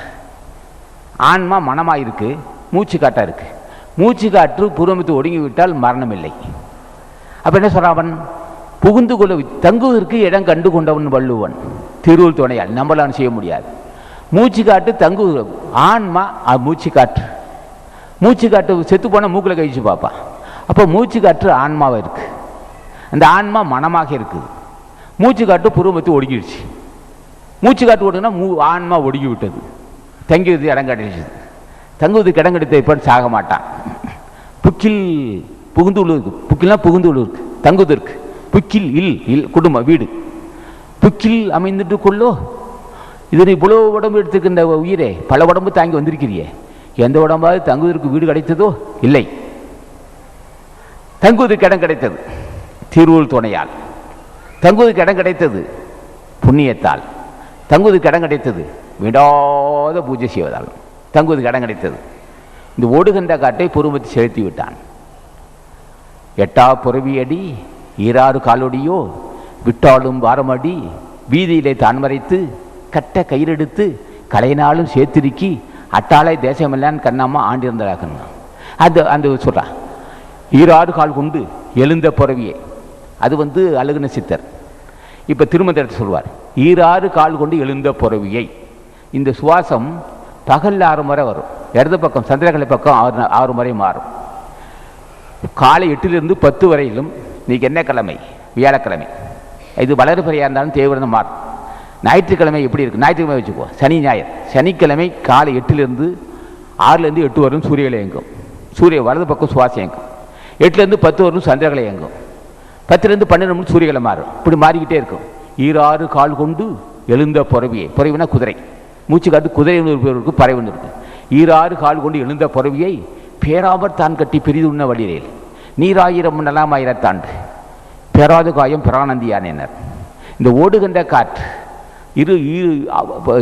ஈறுகால்னு சொல்கிறோம். 8 புறவடி 6 கால் ஓடுனா 2 காலையில் 8லேருந்து 10 ஒன்று மாறிக்கிட்டே இருக்கும். ஒரு நாளைக்கு 12 முறை மாறும் இந்த சுவாசம். 24 மணி நேரத்துக்கு 12 முறை மாறும். மாறவு சுவாசம் 6 கால் மாறிக்கிட்டே இருக்கும். சூரியகளையும் சந்திரகளையும் இயங்கிட்டே இருக்கும். இப்படி உள்ள காற்றை என்ன செய்கிறான்? அதை புரிந்து கொண்டு புருவமத்தி செலுத்தி விடுகிறான். செலுத்தி விட அந்த காற்று சாகாது. அந்த கால் அதான் சாகா கால். அந்த கால் அந்த மூச்சு காற்று வெளியே வராது. தங்கிவிட்டால் அவன் தான் 1000 கோடி பெருமைப்பட்டோம், மரணமில்லா பெறுவாள்னா. தகுனா என்ன செய்யணும்? காமத்தை பொடியாக்கும், கோபத்தை பொடியாக்கும், பொறாமில்லாது போகும் எந்த சிந்தனை வந்ததுன்னா அது வாசி மூச்சுக்காட்டோடு தலைவனுக்கு உள்ளே செல்லுவான். அவன் வெறுங்காத்து போகாது. ஆசா ஞானப்படுத்தின்னு உள்ளே செல்வான். உலகத்துக்கே வாசி நடத்தி கொடுப்போம். நான் ஞானப்படுத்தி சுப்பிரமணியர் தான். அன்பு செலுத்த செலுத்தி என்ன செய்வான்? மூச்சோடு கலந்து விடுவான். கடந்து புறமத்து ஒடுங்கி மயிரலை போன்ற நரம்பு இருக்கு. அந்த மயிரலை போன்ற நரம்பு வழியாக கீழே தங்கி மூலாதாரத்தை தங்கி விடுவான். தங்கினால் இந்த தேகம் அந்த தேகமாகும். காம தேகம் நீங்கி ஞான தேகமாகும். அந்த வாய்ப்பு ஈராறு கால் கொண்டு எழுந்த புறவியை பேராமற் தான் கட்டி பெரிதுண்ண வடிரேல் நீராயிரமும் நிலமாயிரத்தாண்டும். இந்த மாதிரி இந்த கடல் தோன்றி பல லட்சம் கோடி வருஷமாச்சு. இன்னும் ஒரு சொட்டு தண்ணி குறையலை. அதிலிருந்து எடுத்த தண்ணீர் மழை பெய்திருக்கு. அதிலிருந்து வந்த தண்ணீர் கணக்கில் அடங்காது மழை பெய்திருக்கு. இன்னும் ஒரு சொட்டு தண்ணி கடலில் குறையில்லை. நீராயிரம் நிலமாயிரத்தாண்டு. இந்த உலகம் தோன்றி பல லட்சம் கோடி வருஷமாச்சு. சூரியன் தோன்றி பல லட்சம் கோடி வருஷமாச்சு. ஒன்றுமே அது அப்படியே இருக்குது. சூரிய வெப்பம் இருந்துக்கிட்டே இருக்கும். சுடாம வெப்பம் குறையவே குறையாது. அப்பேற்பட்ட ஒரு அமைப்பு சூரியன். அப்பேற்பட்ட அது இதுபார் சொல்கிறார், நீராயிரம் நிலமாயிரத்தாண்டு. இந்த மூச்சு காற்றை கட்டினால் நீராயிரம் நிலமாயிரம்னா இந்த கடல் 1000 முறை வத்தினாலும் வறண்டு போனாலும் இவன் அழிய மாட்டான். நீராயிரம் நிலமாயிரத்தாண்டு பேராது காயம் பிரானந்தியானேனர். இப்பொழுது ரகசியங்கள் தமிழ்நாட்டில் இருந்தும் தமிழில் தான் இருக்குது. தமிழில் இருக்குது. நம்ம பிள்ளைங்க தான் தமிழ் படிக்காதே. என்ன பாவமோ நம்ம பிள்ளைக்கு என்ன பாவம் செஞ்சதோ தெரியலையே.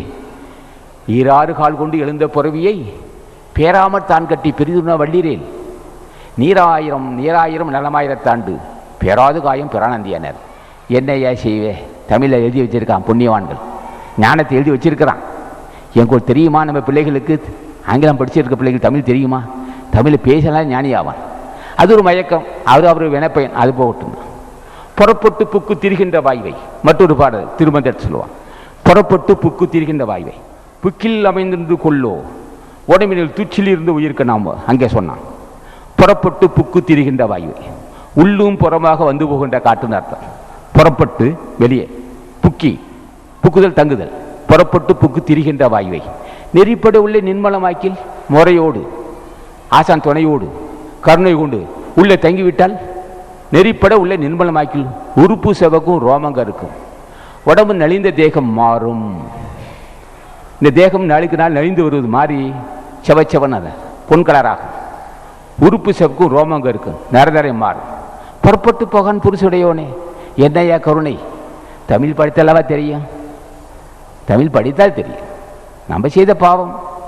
ஊரெல்லாம் ஆங்கில பள்ளிகள். பிள்ளைகள் எல்லாம் ஆங்கிலமே படிக்கணும். எங்களுக்கு நட்டம் இல்லை. நாங்கள் தப்பித்து கொண்டோம். நீங்கள் தப்பித்துக் கொள்ள வேண்டும் பேசுகிறோம். பகை உணர்வோடு பேசவில்லை. ஆங்கிலத்தின் மீது வெறுப்பில்லை. ஆங்கிலம் வேண்டும். உலக மக்கள் தொடர்பு கொள்ள அதுக்கு விஞ்ஞான சொற்கள். எல்லா பொருளும் ஒரு டிவியை பிரித்தால் அதில் பூராவும் விஞ்ஞான சொற்கள் ஆங்கில சொற்கள் இருக்கும். ஒரு சைக்கிள் எடுத்துட்டால் எல்லாம் ஆங்கில சொற்கள். ஒரு டிவி ஒரு வாகனம் டிவி ஸ்விஃப்டியோ புல்லட்டோ அல்லது எம்மா வண்டி எடுத்தாலும் எல்லாம் ஆங்கில சொற்கள். அதில் இருக்க உறுப்புகள் பூரா ஆங்கில சொற்கள். ஆங்கிலம் வேண்டும். உலக மக்கள் தொடர்புக்குள்ள ஆங்கிலம் வேண்டும். விஞ்ஞான அறிவு வேண்டும். யாரும் மறுக்கவில்லை. அது அவசியம். அந்த மொழி நமக்கு பகைவன் அல்ல, வாழ்க்கைக்கு தேவையானது. உலக அனுபவத்தை பற்றி புரிந்து கொள்ளலாம், எல்லாம் தெரிஞ்சுக்கலாம். இந்த மைக் இது என்ன தான் மொழிபெயர்க்க முடியும்? பிளாஸ்க்கு என்ன மொழிபெயர்ப்பேன்? நாங்களாம் அதெல்லாம் இந்த மொழிபெயர்க்கிறவங்க வச்சு மாட்டோம். அது பொருளை அப்படியே சொல்லியா. மைக்குன்னா மைக்குன்னு எழுதிட்டு போயா. ஸ்குருனா ஸ்குருன்னு எழுதிட்டு போ. கத்தி அது அந்த எந்தெந்த பாஷை இருக்கோ அதை அப்படியே பயன்படுத்துகிறாங்க. அதுக்குன்னு ஒரு மொழி தேடிட்டு உட்காந்துருக்காது. கஷ்டமாக போய்டும். காப்பினா கொட்டை நீர், காப்பி கொட்டைனா கொட்டை நீர்னா, டீனா தேயிலைன்னா இதை சொல்லிவிட்டேன். ஏதோ ஒவ்வொன்றுக்கும் சொல்லிகிட்டே அது ஒவ்வொரு ஆங்கில சொற்களுக்கும் மாற்றுமொழி சொல்லியிருக்க அவசியம் இல்லை. அதை அப்படியே பயன்படுத்துகிறான். தமிழ் எழுதிக்கலான்னா கேச்சட்டா கேச்சட்னு சொல்லு, இல்லை பதிவு நாடான்னு சொல்லு. முடிஞ்சால் மாற்றி பேர் இல்லாட்டி அதே பாஷையை பயன்படுத்திக்கிறாங்க தமிழ். அப்போ ஆங்கிலம் அவசியம், தமிழும் அவசியம். ஜென்மத்தை கிடைத்திட்ட தமிழும் அவசியம். ஜென்மத்தை கிடைத்திட்டு தமிழ் அவசியப்படுது. தமிழும் அவசியம். அவசியம் இல்லை, அதே ஜீவன், அதே அமுதம். தமிழ் என்றாலே அமுதம். தமிழ் என்றாலே பாவத்தை தீர்க்கக்கூடிய ஒரு இனிய மொழி. தமிழ் என்றாலே ஒரு அறியாமை நிற்கக்கூடிய தெய்வீக மொழி தமிழ். 6ஆம் வகுப்பு போராது தமிழ் படிக்க வேண்டும். அதுக்கப்புறம் ஆங்கிலம் படிச்சுக்க. இதை இந்த கருணையோடு சொல்கிறேன். நான் ஐயோ இப்படி வாய்ப்பு இருக்குன்னு நினைக்கிறேன். தமிழ் படிக்கணுமே. இப்படியெல்லாம் கவிகள் அமைந்திருக்கே, புரியலையே. ஒரு தெய்த்த நாழியில் ஒடுங்குகின்ற வாய்வனை சொன்னான் அல்லவா. புக்கில் அமைந்தின்று கொள்ளோ உடைமினில் துச்சில் இருந்து உயிர்க்குன்னா. புகுந்து உள்ளவருக்கு வீடு வேணுமல்லவா? பல நோய்களுக்கெல்லாம் இடம் கொடுத்து வந்த உயிரே ஒரு நாள் திடீரென்று என்னை விட்டு போகாது, போயிடுவேன். அது சொன்ன உருதரித்த நாடியில் ஒடுங்குகின்ற வாயுவனை கருத்தினால் இருத்தியே காபாலமேற்ற வள்ளிரேல் விருத்தர்பாளராகலாம் மேடியும் சிவந்திடும் மறுதரித்த நாதரபாதம் அமைபாத ஒன்றுண்ணா. இந்த மூச்சு காட்டு வசப்பட்ட என்னன்னா, மூச்சு காட்டு வசப்பட்டாதான் இந்த உண்மை தெரியும் உங்களுக்கு. இந்த உண்மை தெரிந்து கொள்வதற்கு தான் இது படுத்து 5 3 எட்டடா அநாதியான மந்திரம் நெஞ்சிலே நினைந்து கொண்டு 100 ஜெபிப்பெறேல் பஞ்சமான பாதகங்கள் 100 கோடி செய்யணும் பஞ்சு போல் பறக்கும் என்று நான் மறை பண்ணேன். 5 3 8னா 5 என்பது பஞ்சபூதம், 3 இடைகளை பெண்களை சொல்லி முன்னேன்னா 5 3 8 அநாதியான மந்திரம். இந்த பஞ்சபூதம் அநாதி, இந்த இடைகளை பெண்களை சொல்லி முன்னே அநாதி. 5 3 8 அநாதியான மந்திரம் நெஞ்சிலே நினைந்து கொண்டு 100 ஜெபிப்பேல் பஞ்சமான பாதகங்கள் 100 கோடி செய்யணும் பஞ்சு போல் பறக்கும் என்று நான் மறை பண்ணார். ஓடி ஓடி ஓடி ஓடி உட்கலந்த ஜோதியை நாடி நாடி நாடி நாடி நாட்களும் கழிந்து போய் வாடி வாடி வாடி வாடி மாண்டு போன மாந்தர்கள் கோடி கோடி கோடி கோடி என்று இருந்த ஓடினான். இப்போப்பட்ட ரகசியத்தை நீ எங்கே தேட முடியும்? தமிழ் படித்தால் தெரியும் உனக்கு, தமிழ் படித்தால் தெரியும் இந்த ரகசியம். இப்படி எல்லாம் ஞானிகள் எழுதி வச்சிருக்கிறான். ஒரு பதம் தன்னை தூக்கி ஒரு பதம் தன்னை மாற்றி 2 பதம் ஆடுகின்ற இயல்பை நீ அறிந்தாயினா. ஒரு பதம் என்பது ஒரு மூச்சு காட்டு, இடது பக்கம் மூச்சு காட்டு இழுத்து வலது பக்கம் மூச்சு காட்டை மாற்றி ஒரு பதம் தன்னை தூக்கி ஒரு பதம் தன்னை மாற்றி 2 பதம் ஆடுகின்ற இயல்பனை அறிந்தாயானால் குரு பதம் என்று சொல்லும் குறிப்பனை கொள்ளையாச்சு வருபதன் ஆகினாதன் மழையடி சொல்லுவாயினார். எதுக்கு சொல்றேன்னா, புக்கில் அமைந்து கொள்ளோ உடைமையில் துச்சில் இருந்த உயிருக்கு நான் வள்ளுவர் புரிந்து கொள்ள வேண்டும். இப்படியெல்லாம் தமிழ் எழுதி வச்சிருக்கிறான். என்ன செய்வது, நம்ம ஆசாரம் ஆட்சி இருக்கு. ஆகவே புகுந்து கொள்ள வீடு இருக்கு நமக்கு, அங்கே எங்கேயே தெரியாது. அது என்ன வீடுன்னா மோட்சத்தை தரக்கூட உடம்பு. மூச்சு காற்றை பக்தி விசுவாசத்தோடு மூச்சு காற்றை பெருமத்தை செலுத்தி விட்டால் அவன் மரணமில்லா பெருவாழ்வான். ஏற்றி இறக்கி இருகாலும் பூரிக்கும். ஏற்றி இறக்கி மூச்சு காற்றை என்ன செய்வான், 10 மாதம் மட்டும் மூச்சு இழுப்பான், வைத்த உணவு இருக்கக்கூடாது. மூச்சு இழுத்து நிறுத்தினா 2 பக்கம் ஓடும். ஏற்றி இறக்கி இருகாலும் பூரிக்கும் சொன்னார். ஒரு பதம் தன்னை தூக்கி ஒரு பதம் தன்னை மாட்டி 2 பதம் ஆடுகின்ற இயல்பனை அறிந்தாயானால் குருபதம் என்று சொல்லும் குறிப்பனை கொள்ளையாச்சு வரும்பதன் ஆகியநாதன் மழை துருவாய் எண்ணினார். இங்கே ஏற்றி இறக்கி இருகாலும் பூரிக்கும். மூச்சு காற்றை நிறுத்தினால் வெறும் வயிற்றில் வைத்து உணவு இருக்கக்கூடாது. மலைச்சகலம் கழித்துட்டு மூச்சு காற்றெல்லாம் 10 மாதம் விட்டு வேணாத்தனை நிமிர்ந்திருந்து மூச்சு காற்று மூக்கு போய் இழுத்து நிறுத்தினால் 2 பக்கம் சுவாசம் வரும். ஏற்றி இறக்கி இருகாலம் பூரிக்கும். காற்றை பிடிக்கும் கணக்கறிவார் இல்லை. மூச்சு காற்றோடு அந்த காற்றை முறையோடு பிடிக்கணும், கணக்கறிவார் இல்லை. காற்றை பிடிக்கும் கணக்கறிவாளருக்கு கூற்றை வரைக்கும் குறியதாகனா புக்கில் அமைந்து கொள்ளோ உடம்பினில் துச்சில் இருந்த உயிர். உடம்புக்குள்ளே ஒதுங்கி ஒதுங்கி வாழ்ந்த உயிரே புகுந்து உள்ளுக்கு இடம் உண்டு, அதுதான் புருமத்தி. என் ஆசி இல்லாமல் எல்லாம் முடியாதுன்னு சொல்லுவான். ஆகவே ஞானிகள் ஆசி இருந்தால் எல்லா நன்மையும் பெறலாம், மன அமைதி இருக்கும், என்றும் மகிழ்ச்சியோடு இருக்கலாம், பரமானந்தத்தில் இருக்கலாம். ஆகவே நீங்கள் எல்லாம் வள்ளுவன் கருத்துக்கு ஏதோ சொல்லியிருக்கிறேன், அந்த அதிகாரத்தை தலைப்பு வைத்து பேசியிருக்கிறேன். அது முழுமையாக நான் பேசவில்லை, அதுக்கு நேரமும் இல்லை. ஆகவே சொல்லப்பட்ட கருத்துக்கள் ஞானிகள் ஆசியார் சொல்லியிருக்கிறேன், ஆசான் தயவு கொண்டு சொல்லியிருக்கிறேன். போதிய கல்வி இல்லாதவன் நான் சொல்லுகிற அந்த பாடலில் சில விளக்கம் சொல்லுவது தவறு இருக்கலாம். கற்றுவந்த பெரியோர்கள் நீங்கள் பொறுத்து கொள்ள வேண்டும்.